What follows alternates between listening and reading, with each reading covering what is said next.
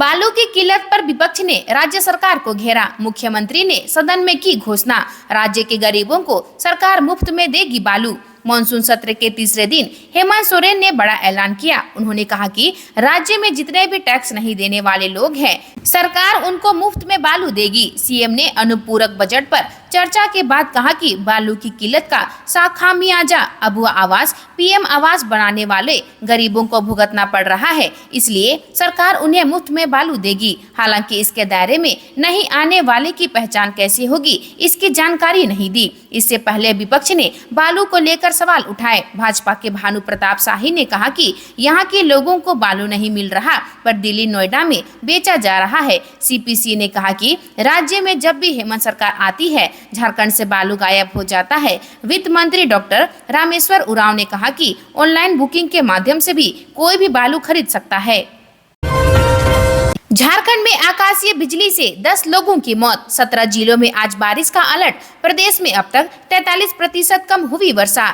झारखंड में मंगलवार को आकाशीय बिजली की चपेट में आने से 10 लोगों की मौत हो गई, जबकि 12 लोग घायल हैं। इनमें 6 लोगों की हालत गंभीर है। सबसे ज्यादा 6 लोगों की मौत रांची जिले में हुई, जबकि चतरा में 3 और गुमला में लोगों की जान गई है। इधर मौसम विभाग ने अगले 3 दिनों तक अच्छी बारिश के आसार जताए हैं। मौसम विभाग ने आज राज्य के 17 जिलों में बारिश का अलर्ट जारी किया गया है। इन जिलों में बारिश के आसार जताए गए हैं।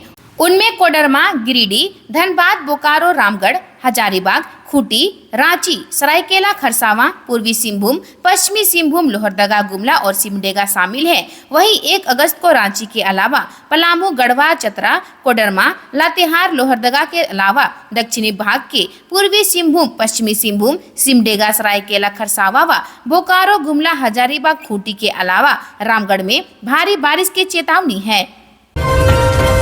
61 सीटों पर चुनाव लड़ेगी जयराम की पार्टी। पार्टी के उपाध्यक्ष बोले, चंदे का हिसाब देना अध्यक्ष की जिम्मेदारी, शर्तों पर होगा दूसरी पार्टी से समझौता। झारखंड की राजनीति में जयराम महतो एक नया चेहरा बनकर उभरे हैं। लोकसभा चुनाव में उनकी पार्टी के उम्मीदवारों ने 8 लाख से अधिक वोट हासिल किया। 2024 के विधानसभा चुनाव में जयराम महतो की पार्टी झारखंड की राजनीति को प्रभावित कर सकती है। उनके संगठन में कई ऐसे साथी हैं जो मजबूती से विधानसभा चुनाव की तैयारी कर रहे हैं। पार्टी के उपाध्यक्ष और हजारीबाग से निर्दलीय लोकसभा चुनाव लड़ने वाले जयराम महतो के साथी संजय मेहता से खास बातचीत हुई। इस बातचीत में उन्होंने झारखंड में पार्टी की रणनीति, चुनाव के बाद गठबंधन, स्थानीय नीति पर बात की है।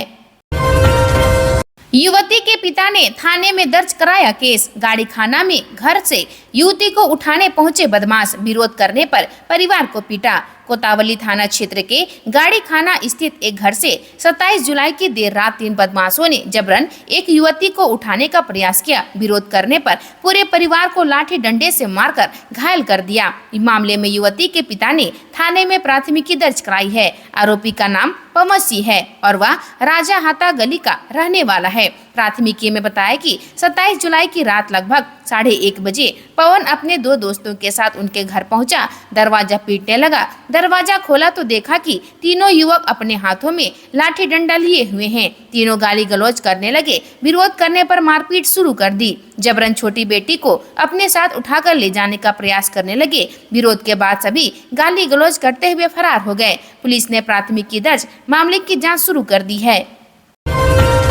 झारखंड के 12वें राज्यपाल बने संतोष गंगवार। मुख्य न्यायाधीश एसएन प्रसाद ने दिलाई पद और गोपनीयता की शपथ। पूर्व केंद्रीय मंत्री संतोष गंगवार झारखंड के नए राज्यपाल बन गए हैं। कार्यक्रम में मुख्यमंत्री हेमंत सोरेन, कल्पना सोरेन सहित झारखंड के कई दिग्गज नेता मौजूद रहे। संतोष गंगवार झारखंड के 12वें राज्यपाल के रूप में पद एवं गोपनीयता की शपथ ली है। झारखंड हाईकोर्ट के कार्यवाहक मुख्य न्यायाधीश एसएन प्रसाद पद एवं गोपनीयता की शपथ दिलाई। संतोष गंगवार शपथ लेने के लिए कल ही रांची पहुंचे।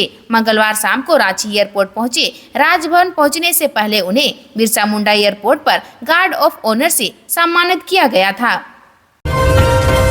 नरकोपी से लोहरदगा ट्रेन से रांची पढ़ने आती है पीड़िता। रांची की छात्रा से ट्रेन में लड़कों ने की छेड़खानी, कॉलेज छोड़ी। रांची के मौलाना आजाद कॉलेज में पढ़ने वाली एक छात्रा के साथ ट्रेन में छेड़खानी हुई है। घटना के बाद छात्रा काफी सहमी हुई है। उसने कॉलेज जाना भी छोड़ दिया है। छात्रा को डर है कि लड़के फिर उसके साथ ट्रेन में छेड़छाड़ कर सकते हैं। पीड़ित छात्रा ने इस मामले में रेल थाना रांची में प्राथमिकी दर्ज कराई है। एफआईआर में छात्रा ने बताया कि वह नरकोपी की रहने वाली है। रांची में पढ़ाई के लिए वह लोहरदगा मेमू ट्रेन से रांची आना जाना करती है। 22 जुलाई की सुबह वह नरकोपी से मौलाना आजाद कॉलेज आई। कॉलेज में पढ़ाई खत्म होने के बाद वह दोपहर 3 बजे की ट्रेन से अपने घर जा रही थी। इसी दौरान ट्रेन में कुछ लड़के भी थे। लड़कों ने उसके साथ छेड़छाड़ की। एक ने कहा कि वह उसे अपना लेगा। इसके बाद कोई उसके कंधे पर हाथ रखने लगा तो कोई उसके साथ अभद्र व्यवहार करने लगा। किसी तरह वह अपने घर पहुंची और अपने माता पिता को इस संबंध में जानकारी दी। छात्रा का कहना है कि ऐसे लड़कों के साथ पुलिस सख्त कार्रवाई करे ताकि किसी अन्य छात्रा के साथ जो ट्रेन से पढ़ाई करने रांची आती है उसके साथ ऐसी घटना ना हो। गुमला में ज्वेलरी दुकान पर फायरिंग मामला। सुबह से ही सड़कों पर सन्नाटा, नहीं चली बसें, बंद कराने उतरे आक्रोशित व्यापारी। मंगलवार को गुमला में कनक ज्वेलर्स के संचालक पर गोली चलाने के मामले को लेकर गुमला सुबह से ही पूरी तरह बंद है। सुबह से बसें नहीं खुली, सड़क आक्रोशित व्यापारी उतरे और दुकानें बंद कराई। शहर के पटेल चौक पर चैम्बर ने सड़क पर उतरकर मार्ग अवरुद्ध कर दिया। इस वजह से यात्रियों को परेशानी उठानी पड़ी। 10:30 बजे के करीब एसडीओ, सीओ, एसडीपीओ पटेल चौक पहुंची और चैम्बर से बात की। कमलेश अभी बिरसा मुंडा केंद्रीय कारा होटवार में बंद। ईडी आज जमीन माफिया कमलेश को रिमांड पर लेकर शुरू करेगा पूछताछ। प्रवर्तन निदेशालय बुधवार को जमीन माफिया कमलेश कुमार को रिमांड पर लेगा। कमलेश अभी बिरसा मुंडा केंद्रीय कारा होटवार में बंद है। ईडी को पीएमएलए कोर्ट से 5 दिनों तक रिमांड पर पूछताछ की अनुमति मिली है। कमलेश को मंगलवार को ही ईडी रिमांड पर लेती, लेकिन दूसरे मामलों में व्यस्तता की वजह से अब बुधवार से रिमांड पर पूछताछ करेगी। कमलेश से ईडी कांके अंचल क्षेत्र की जमीन के बारे में जानकारी लेगी। उस पर जाली कागजात के आधार पर करीब 300 एकड़ जमीन पर कब्जा करने व खरीद बिक्री का आरोप है। ईडी उसे रिमांड पर लेने के बाद कांके सीओ जय कुमार राम को भी पूछताछ के लिए बुलाने की तैयारी में है। जिला प्रशासन ने अतिक्रमण बताकर तोड़ दिया था मकान। हाईकोर्ट का सरकार को आदेश, जिस व्यक्ति का घर तोड़ा उसे बनाए और पीड़ित को 5 लाख मुआवजा दे। झारखंड हाईकोर्ट ने दुमका में अतिक्रमण बताकर तोड़े गए मकान के मामले में प्रार्थी का मकान फिर से बनाने और 5 लाख रुपए मुआवजा देने का निर्देश सरकार को दिया है। प्रार्थी ओम प्रकाश की याचिका पर सुनवाई करते हुए कोर्ट ने प्रशासन की कार्रवाई पर कड़ी नाराजगी भी जताई। कोर्ट ने कहा कि हाईकोर्ट के आदेश के अनुसार प्रार्थी ने निर्धारित समय में अपीलीय प्राधिकार के समक्ष अपील दाखिल कर दी थी। साथ ही मकान नहीं तोड़ने का कोर्ट का आदेश सीओ के समक्ष प्रस्तुत किया। इसके बाद भी मकान क्यों तोड़ा गया? मकान तोड़ने के पहले Jharkhand public land encroachment act के तहत कार्यवाही क्यों नहीं हुई? सिर्फ पत्राचार के आधार पर मकान तोड़ना न्याय संगत नहीं है। महिला ने 10,000 रुपये में किया बहू की जान का सौदा। गला घोंटकर मारने की फिराक में था आरोपी। ग्रामीणों ने बचा ली जान। सास ने अपनी बहू की ही हत्या की सुपारी दी। हत्या का सौदा 10,000 रुपये में तय हुआ। हालांकि गला दबाकर हत्या करने के प्रयास के दौरान ही ग्रामीणों ने टाटी झरिया निवासी सुपारी किलर शिवशंकर कुमार महतो को दबोच लिया। उसे बोकारो थर्मल थाना के पुलिस ने मंगलवार को तेनुघाट जेल भेज दिया। मामला बोकारो थर्मल थाना क्षेत्र के खास महल जंगल का है। हजारीबाग जिला के टाटी झरिया थाना क्षेत्र के कोल्हू गांव निवासी गौतम कुमार की पत्नी कंचन कुमारी की हत्या की सुपारी शिवशंकर कुमार महतो को दी गई थी। यह सुपारी कंचन की सास मानती देवी ने दी थी। मारने के दौरान खास महल जंगल में ग्रामीणों ने देख लिया था और आरोपित को पकड़कर बोकारो थर्मल थाना को सूचना दे दी। पुलिस खास महल जंगल पहुंची और सुपारी किलर को गिरफ्तार कर लिया। वायनाड समेत केरल के 8 जिलों में बारिश का अलर्ट। दिल्ली से लेकर पंजाब के मौसम पर आया अपडेट। भारत के कई राज्यों में इस बार झमाझम बारिश हुई। इस चक्कर में कहीं जगह मौसम सुहावना हो गया तो कहीं बाढ़ की स्थिति पैदा हो गई।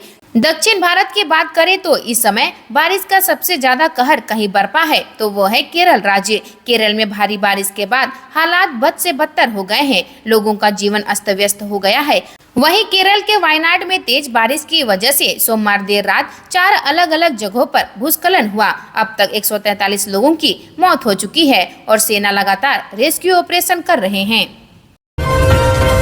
प्रदर्शन का जाम, शहर 3 घंटे परेशान। कचहरी रोड में ई रिक्शा चालकों और राजनीतिक दल के कार्यकर्ताओं का प्रदर्शन दोपहर 12 से 3 बजे तक जाम। झारखंड हाईकोर्ट ने राजधानी को जाम मुक्त बनाने के लिए ई रिक्शा और ऑटो का रूट पास तय करने का आदेश दिया है। इसके बाद ट्रैफिक एसपी और नगर निगम द्वारा रूट पास तय करने पर मंथन किया जा रहा है, लेकिन अभी से ही विरोध शुरू हो गया है। मंगलवार को 2000 से अधिक ई रिक्शा चालकों ने कचहरी रोड स्थित निगम मुख्यालय को घेर लिया। मुख्यालय के बाहर करीब 2 घंटे तक हंगामा होता रहा। सिटी पास, अस्थायी स्टैंड और यात्री पड़ाव तय करने की मांग को लेकर सभी चालक नारेबाजी करते रहे। दूसरी ओर समाहरणालय परिसर में झामुमो की ओर से प्रदर्शन किया गया। दोपहर में हुए प्रदर्शनों का खामियाजा पूरे शहर ने भुगता।